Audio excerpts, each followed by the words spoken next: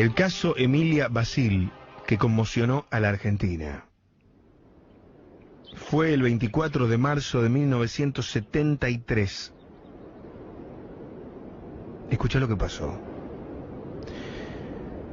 Yamil, un nombre de origen árabe que significa mujer bella, mujer graciosa, era el nombre de un restaurante.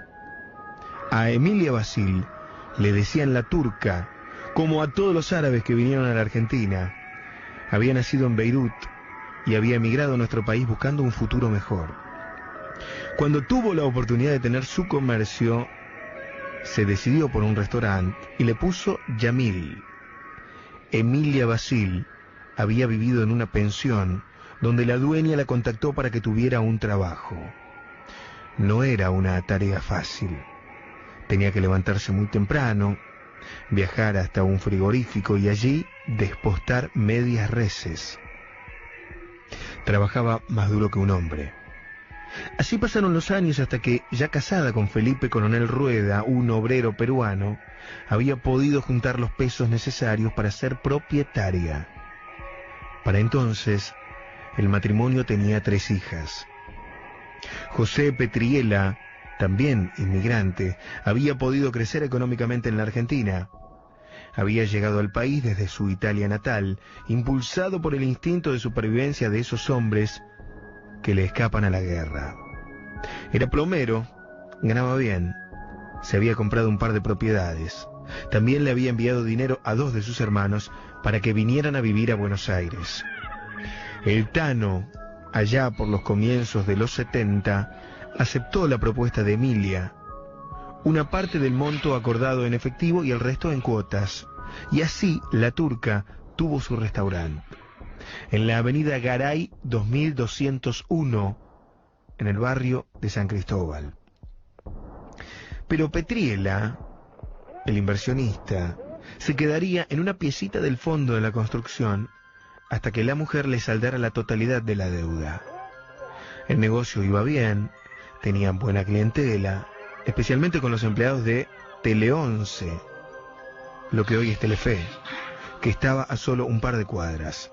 Facturaba bastante, pero no lo suficiente para saldar la deuda.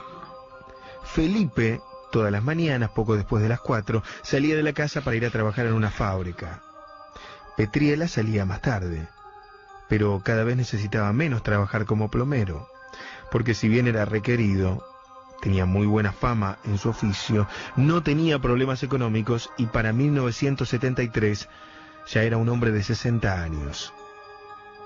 Emilia tenía 58. Ya le quedaba poco de ese cabello negro azabache, tan típico de las mujeres árabes. No ocultaba las canas, no le interesaba. Usaba anteojos porque era miope y vestía casi siempre vestidos enterizos. No era una mujer linda, pero a Petriela le gustaba de verdad. La miraba de una manera libidinosa. Incluso la acosaba cuando el esposo se iba a trabajar. Ella aguantaba, dejaba pasar la ofensa porque no tenía alternativa.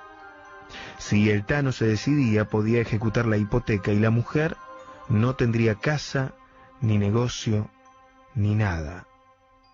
Vaya a saber por qué razón, cuál fue el detonante, pero un día la mujer no aguantó más. Fue en la madrugada del 24 de marzo de 1973. Era sábado. Como siempre, a las 4:15 Emilia le abrió la puerta a su marido para que saliera a trabajar. Ella a esa hora comenzaba a preparar la comida del mediodía, desde pucheros y guisos hasta empanadas árabes y algunas cosas más para clientes especiales. Una vez más, como tantas otras veces, José salió de su habitación y la encaró. Emilia primero lo empujó, pero el hombre enseguida la quería manosear. Ella después confesó, lo dejó para que bajara la guardia, pero esa vez estaba decidida a todo.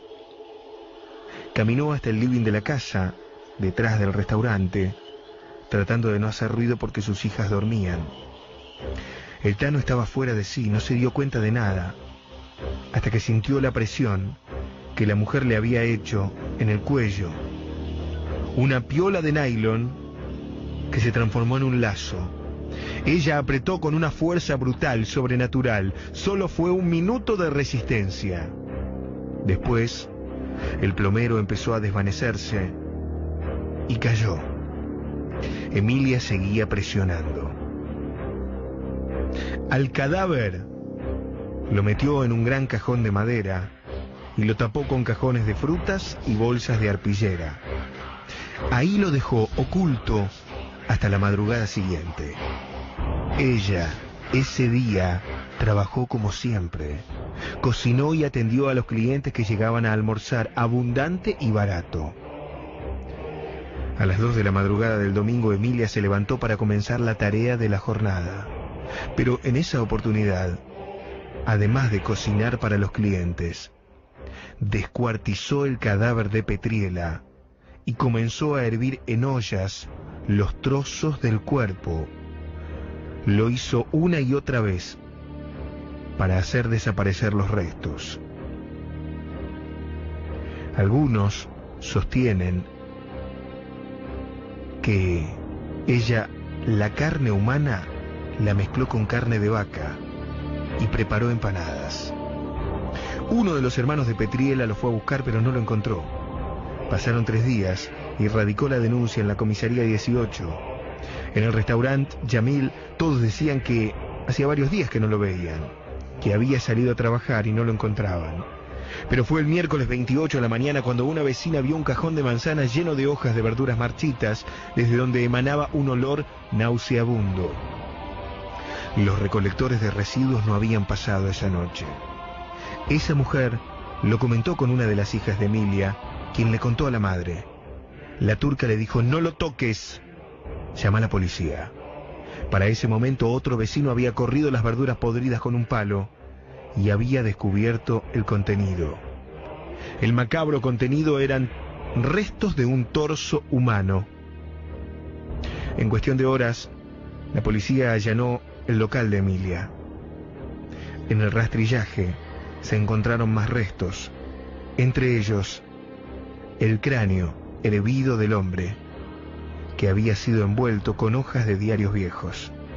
La mujer confesó ese día en el que fue detenida.